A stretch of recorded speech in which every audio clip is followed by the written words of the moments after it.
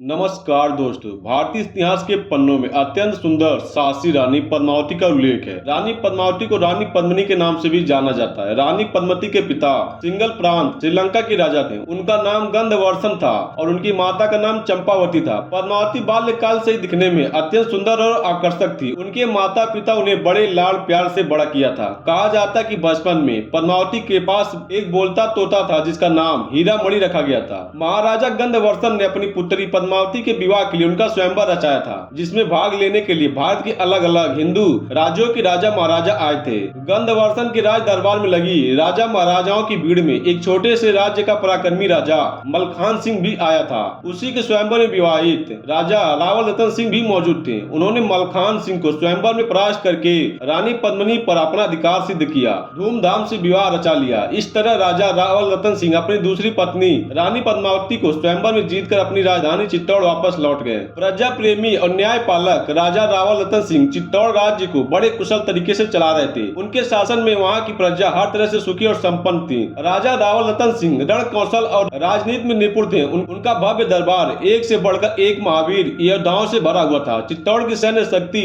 और युद्ध कला दूर दूर तक मशहूर थी। चित्तौड़ राज्य में राघव चेतन नाम का एक संगीतकार बहुत प्रसिद्ध था। महाराजा रावल रतन सिंह उन्हें बहुत मानते थे, इसलिए राज दरबार में राघव चेतन को विशेष स्थान दिया गया था। चित्तौड़ प्रजा वहाँ के महाराज को उन दिनों यह बात मालूम नहीं थी कि राघव चेतन संगीत कला के अतिरिक्त जादू टोना भी जानता था। ऐसा कहा जाता है कि राघव चेतन अपनी इस बांसुरी प्रतिभा का उपयोग शत्रु को परास्त करने और अपने कार्य सिद्ध करने में करता था। एक दिन राघव चेतन जब अपना कोई तांत्रिक कार्य कर रहा था, तब उसे रंगों हाथों पकड़ लिया गया था और राज दरबार में राजा रावल रतन सिंह के समक्ष पेश कर दिया गया। सभी साक्ष्य और फरियादी पक्ष की दलील सुनकर महाराजा ने चेतन राघव को दोषी पाया और तुरंत उसका मुंह काला करके गधे पर बैठाकर देश में निकलवा दिया। अपने अपमान और राज्य से निर्वासित किए जाने पर राघव चेतन बदला लेने पर आमदा हो गया। अब उसके जीवन का एक ही लक्ष्य रह गया था और वह चित्तौड़ के महाराजा रावल रतन सिंह का संपूर्ण विनाश। अपने इसी उद्देश्य के साथ वह दिल्ली राज्य चला गया। वहाँ जाने का उसका मकसद दिल्ली के बादशाह अलाउद्दीन खिलजी को उकसाकर चित्तौड़ पर आक्रमण करवाना था।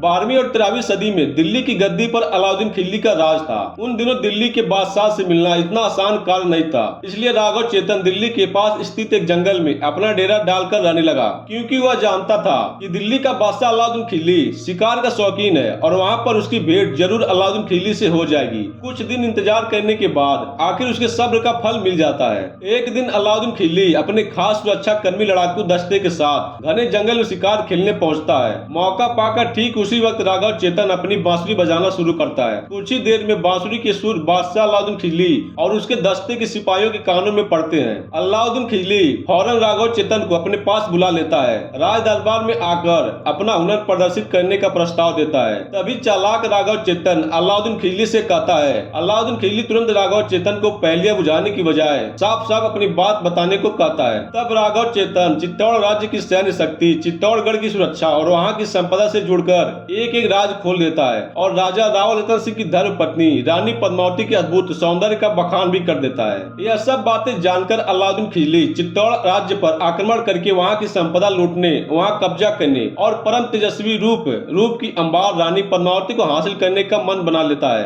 राघव चेतन की बात सुनकर अलाउद्दीन खिलजी ने कुछ ही दिनों में चित्तौड़ राज्य पर आक्रमण करने का मन बना लिया और अपनी एक विशाल सेना चित्तौड़ राज्य की ओर रवाना कर दी। अलाउद्दीन खिलजी की सेना चित्तौड़ तक तो पहुंच गई, पर चित्तौड़ के किले अभेद सुरक्षा देखकर अलाउद्दीन खिलजी की पूरी सेना अस्त व्यस्त हो गई। उन्होंने वहीं किले के आसपास अपने पड़ाव डाल दिए और चित्तौड़ राज्य के किले की सुरक्षा भेदने का उपाय ढूंढने लगे। जब से राजा रावल रतन सिंह ने रूप सुंदरी पद्मावती को स्वयंवर में जीता था, तभी से पद्मावती अपनी सुंदरता के लिए दूर दूर तक चर्चा का विषय बनी हुई थी। इस बात का फायदा उठाते हुए कपटी अलाउद्दीन खिलजी ने चित्तौड़ किले के अंदर राजा रावल रतन सिंह के पास एक संदेश भिजवाया कि वह रानी पद्मावती की सुंदरता का बखान सुनकर उनके दीदार के लिए दिल्ली से यहाँ तक आया है और अब एक बार रूप सुंदरी रानी पद्मावती को दूर से देखने का अवसर चाहते हैं। अलाउद्दीन खिलजी ने यहाँ तक कहा कि वह रानी पद्मावती को अपनी बहन सम्मान मानते हैं और वह सिर्फ उसे दूर से एक नजर देखने की तमन्ना रखते हैं। अलाउद्दीन खिलजी की इस अजीब मांग को राजपूत मर्यादा के विरुद्ध बात कर राजा रावल रतन सिंह ने ठुकरा दिया। फिर भी अलाउद्दीन खिलजी ने रानी पद्मावती को बहन समान बताया था, इसलिए उस समय एक रास्ता निकल गया।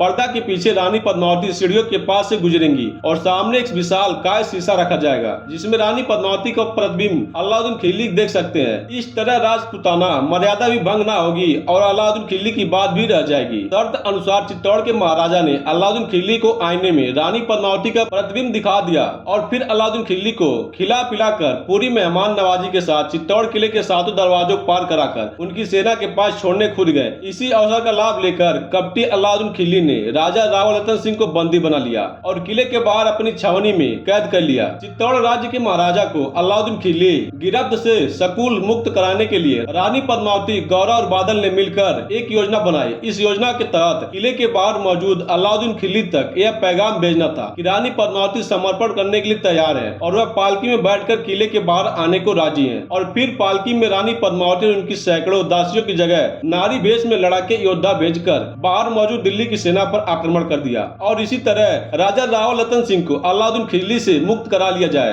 कहा जाता है कि वासना और लालच इंसान की बुद्धि हर लेती है। अलाउद्दीन खिलजी के साथ भी ऐसा हुआ। जब चित्तौड़ किले के दरवाजे एक के बाद एक खुले तब अंदर से एक एक की जगह सैकड़ों पालकियां बाहर आने लगी। जब यह पूछा गया कितनी सारी पालकियां एक साथ क्यों हैं, तब अलाउद्दीन खिलजी को यह उत्तर दिया गया कि वह सब रानियां पद्मावती की खास दासियां का काफिला है जो हमेशा उनके साथ जाता है। अलाउद्दीन खिलजी रानी पद्मावती पर इतना मोहित था कि उसने इस बात की पड़ताल तक करना भी जरूरी नहीं समझा कि सभी पालकियों को रुकवा कर यह देखे कि उनमें वाकई में दासियां हैं या नहीं। और इस तरह चित्तौड़ पर एक पूरा लड़ाकू दस्ता नारी भेष में किले के बाहर आ पहुंचा। कुछ ही देर में अलाउद्दीन खिलजी ने रानी पद्मावती की पालकी अलग अलग करवा दी और पर्दा हटाकर उनका दीदार करना चाहा तो उसमें से राजपूत, सेनापति, गौरा निकले और उन्होंने आक्रमण कर दिया और उसी वक्त चित्तौड़ सिपाहियों ने भी हमला कर दिया और वहां मची अफरा तफरी में बादल ने राजा राव रतन सिंह को बंधन मुक्त करा लिया और उन्हें अलाउद्दीन खिलजी के हस्तबल से चुराए हुए घोड़े पर बैठाकर सुरक्षित चित्तौड़ किले के अंदर पहुंचा दिया। इस लड़ाई में राजपूत, सेनापति, गौरा और पालकी के संग बाहर आए सभी योद्धा शहीद हो गए। अपनी युक्ति नाकाम हो जाने की वजह से बादशाह अलाउद्दीन खिलजी जल्ला उठा। उसने उसी वक्त चित्तौड़ किले पर आक्रमण कर दिया। वे उस अभेद किले में दाखिल नहीं हो सका। तब उन्होंने किले में खाद्य अन्य जरूरी चीजों के खत्म होने का इंतजार करने का फैसला लिया। कुछ दिनों में किलों के अंदर खाद्य आपूर्ति समाप्त हो गई और वहाँ के निवासी किले की सुरक्षा से बाहर आकर लड़ मरने को मजबूर हो गए। अंत में राव रतन सिंह ने द्वार खोलकर आर पार की लड़ाई लड़ने का फैसला कर लिया और किले के दरवाजे खोल दिए गए। किले की घेराबंदी करके राह देख रहे मौका परस्त अलाउद्दीन खिलजी ने और उसकी सेना दरवाजा खुलते ही आक्रमण कर दिया। इस भीषण युद्ध में पराक्रमी राजा राव रतन सिंह वीर गति को प्राप्त हुए और उनकी पूरी सेना भी हार गई। अलाउद्दीन खिलजी ने एक एक करके सभी राजपूत योद्धाओं को मार दिया और किले के अंदर घुसने की तैयारी कर ली। युद्ध में राजा राव रतन सिंह के मारे जाने और चित्तौड़ सेना के समाप्त हो जाने की सूचना पाने के बाद रानी पद्मावती जान चुकी थी कि वो अलाउद्दीन खिलजी की सेना किले में दाखिल होते ही चित्तौड़ के आम नागरिकों, पुरुषों और बच्चों को मौत के घाट उतार देगी और औरतों को गुलाम बनाकर उन पर अत्याचार करेगी। इसलिए राजपुताना रीति अनुसार वहाँ की सभी महिलाओं ने जौहर कहने का फैसला ले लिया। जौहर की रीति निभाने के लिए नगर के बीच एक बड़ा सा अग्नि कुंड बनाया गया और रानी पद्मावती और अन्य महिलाओं ने एक के बाद एक महिलाएं उस धधकती चिता में कूदकर अपने प्राणों की बलि दे दी। इतिहास में राजा राव रतन सिंह, रानी और पद्मावती सेना, पति गौरा और बादल का नाम सुनहरे अक्षरों में लिखा गया है और चित्तौड़ की सेना वहाँ के आम नागरिकों भी सम्मान के साथ याद किए जाते हैं जिन्होंने अपनी जन्मभूमि की रक्षा के खातिर अपने प्राणों का बलिदान दे दिया। दोस्तों, अगर ये नॉलेज अच्छा लगा हो तो वीडियो को लाइक करके चैनल को सब्सक्राइब जरूर करिएगा। फिर मिलेंगे नेक्स्ट वीडियो में। जी धन्यवाद।